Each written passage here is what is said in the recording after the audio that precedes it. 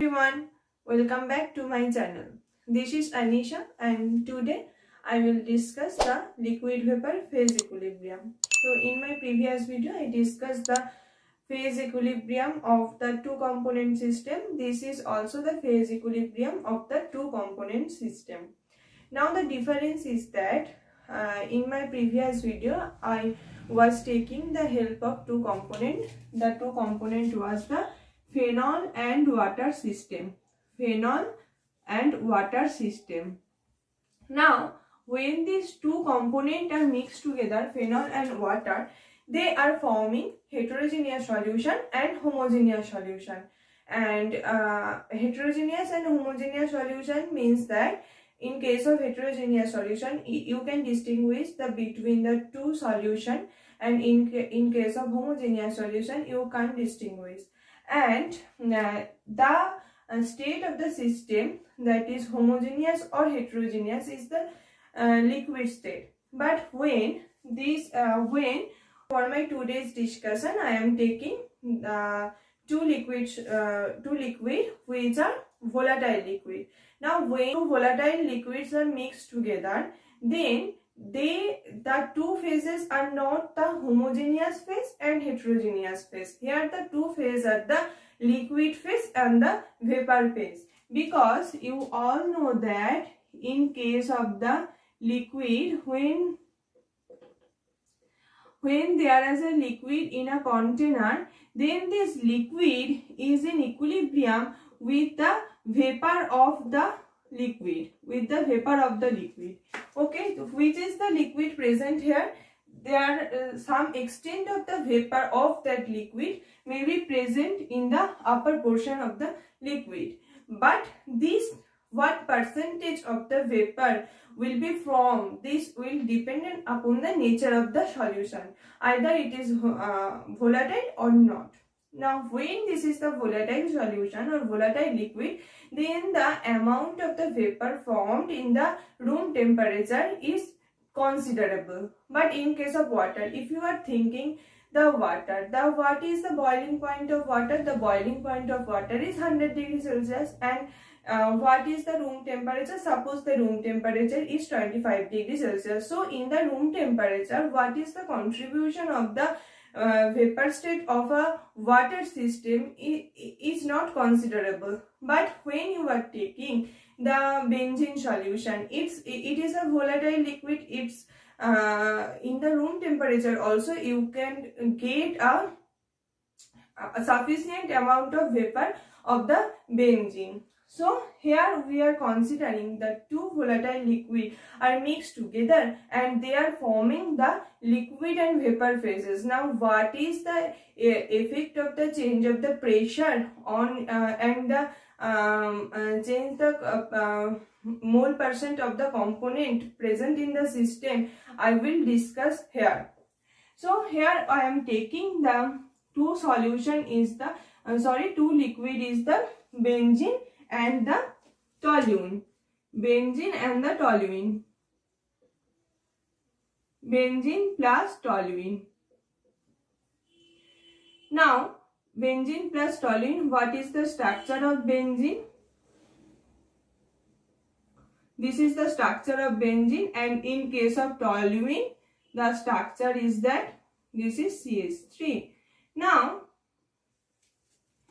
they are volatile liquid. Now when they are mixed together, there are considerable amount of the vapor present in the system. Now when two liquid they are mixed together, the liquid what is the solution is formed in the is the ideal solution, then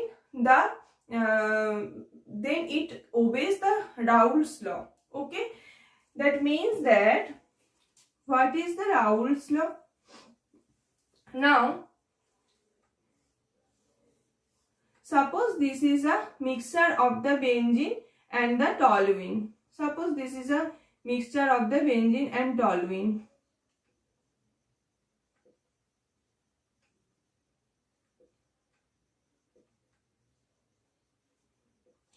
Suppose this is a mixture of the benzene and toluene, and this is a pure solution of the benzene this round, this is the pure solution of the benzene, and this is the pure solution of the toluene.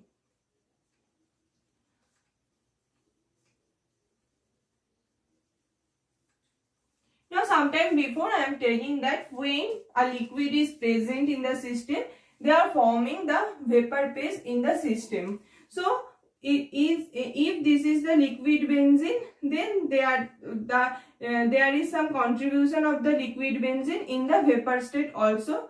So, this is the vapor. Let the pressure of the vapor state of this liquid benzene is the PB. And here also the same thing arises, that is when they are in the liquid state, that is the toluene in the liquid state, they are formed the vapor phase.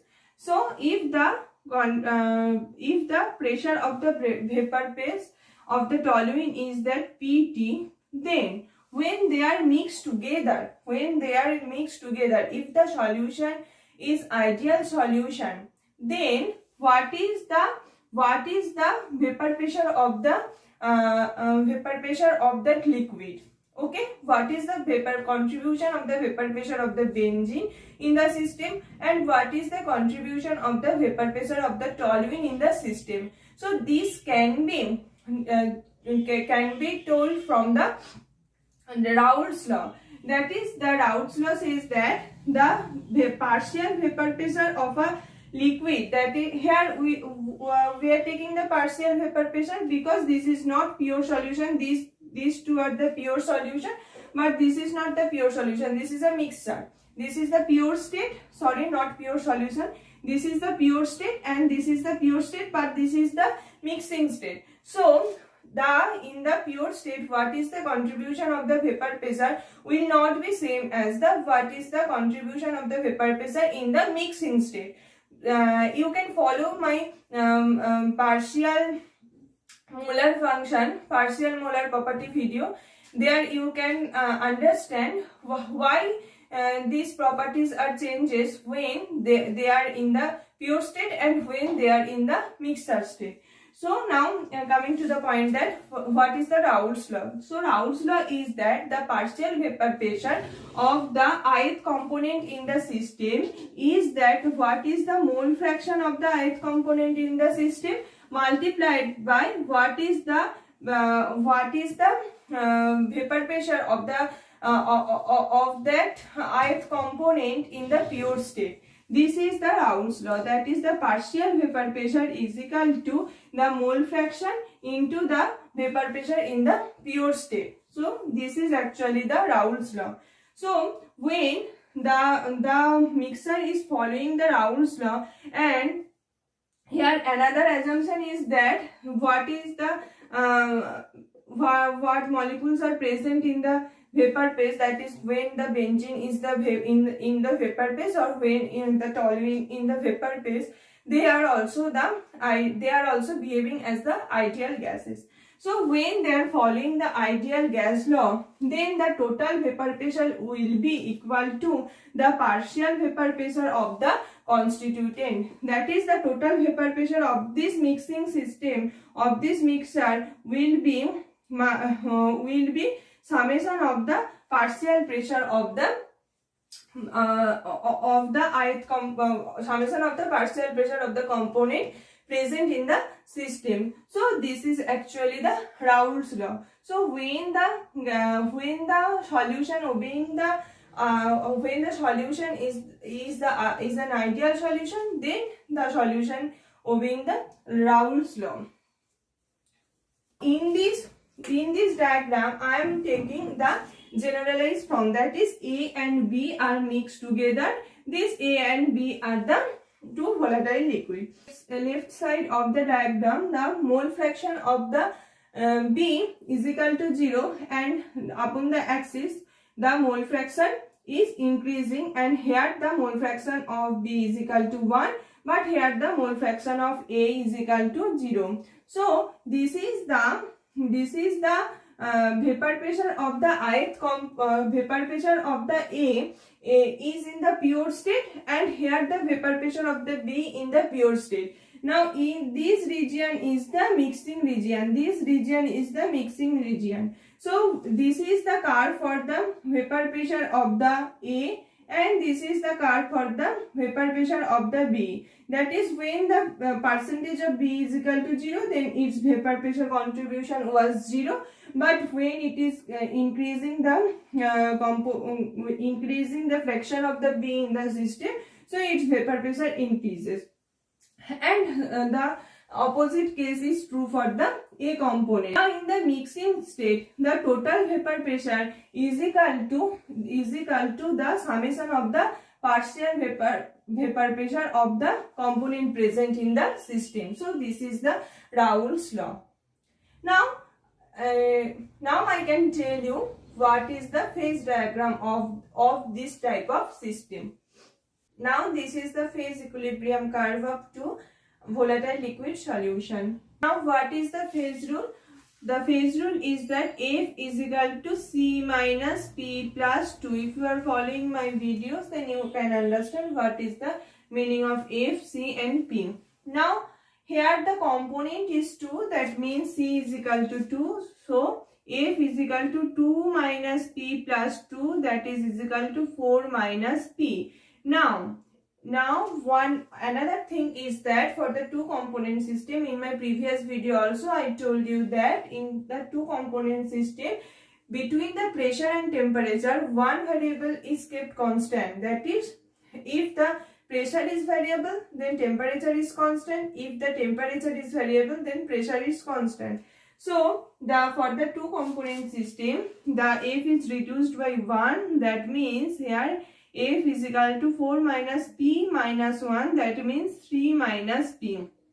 So F is equal to 3 minus P for the two component system. Now I am taking this phase diagram as the T is equal to constant. T is equal to constant. Here P is variable and another variable is the composition of the system. So in the extreme left part, the composition of the B is the percentage of B is 0, and the extreme right part, the percentage of the A is the 0.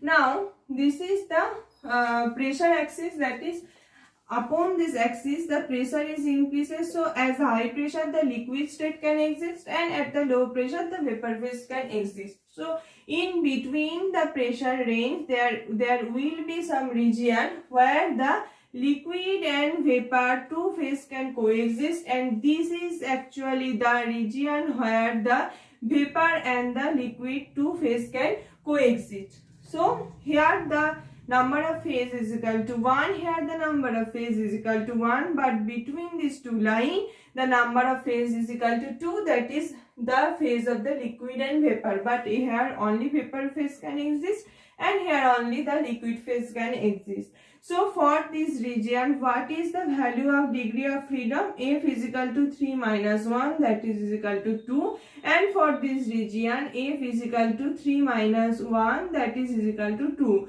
But for this region, what is the value of F? The value of F is equal to 3 minus 2, that is equal to 1. Okay, so this is the degree of freedom value in different region of the two component volatile liquid system. Now from the beginning of this video I am telling, when the liquid in the mixing, two volatile liquid in the mixing state, there are some contribution of the liquid in the vapor state also. So this is the region for vapor, this is the region for the liquid. So what is the what is the composition of the or what is the percentage or mole fraction of the component present in the liquid phase is denoted by X, Xi, and what is the mole fraction of the component present in the vapor state is denoted by Yi. Okay, Xi means the mole fraction of the ith component in the liquid state, and Yi means the mole fraction of the ith component in the vapor state. Okay. Now, what is the effect of the pressure on this phase diagram? I will tell you. Now consider a point A, and this point A is correspond to the X mole fraction of the component present in the system. It may be if you are considering the composition axis where xb is variable, then this is the composition of the xb, and another equation is that xa plus xb is equal to always 1. If you know one mole fraction, then you can easily calculate what is the another mole fraction. Now let us have point A, and the mole fraction of B is x here, and in the same mole fraction upon this line you are reducing the pressure of the system. So in this point A, what is the state of the system? The state of the system is liquid. But when you are reducing the pressure of the system, in this point, the liquid and the liquid vapor can coexist. But when you cross this particular point, so there you can get the liquid and vapor phase. Then from this point to this point, you can get the liquid and vapor phase. Now again the reducing the pressure, you can get the vapor phase of the system. So at a constant composition and at a constant temperature, by varying the pressure of the system, you can vary the phase of the system. Same thing is applicable when the pressure is constant and you are varying the temperature of the system, then also you can get the different phase in the system. So at point A there is only liquid phase, and at point suppose this is the point A dash, there is only the vapor phase. Now if there is a point, this is A1, if there is a point A1, you have to calculate what is the at point A1, what is the contribution of the liquid phase and the vapor phase in the point A1. As in the point A1, both the liquid and the vapor phase can coexist. So for this calculation, you have to draw a tie line. So if this denotes the what is the composition of the liquid phase, and what this denotes what is the composition at the vapor phase. So what is the amount of the liquid phase and what is the amount of the vapor phase in that particular point A1, this can be told by the lever rule. So what is that rule? The rule is that amount of liquid phase is to amount of vapor phase is equal to, this is equal to A1 V1 is to A1 L1. So what is the length of A1 V1 and what is the length of what is the length of A1 V1 and what is the length of A1 L1? By this ratio, you can tell that what is the amount of the liquid phase and what is the amount of the vapor phase present at the point A1. Okay, and this is the corresponding mole fraction of the liquid phase, mole fraction of B in the liquid phase. If this is the this is denoted as x1, mole fraction of B in the liquid phase, and this is the mole fraction of B in the vapor state. So what is the amount of the liquid phase and what is the amount of the vapor phase at point A1, you can tell that easily from this phase diagram. So by putting this equation, that is by putting the lever rule. So what is actually the importance of this phase diagram, I will tell you in the next video. That is by using this concept, that is the different vapor pressure of the component present in the system that have the different boiling point of the that respective component in the system. So by using this concept of the distillation process takes place actually. So you have to know, for the distillation process you have to know what is the actually the phase diagram of the liquid vapor phase two component system phase diagram. That's why it is very important. So in my next video I will tell you what is the importance of that phase diagram. So that's all about my today's video. Thank you for watching. See you again in my next video.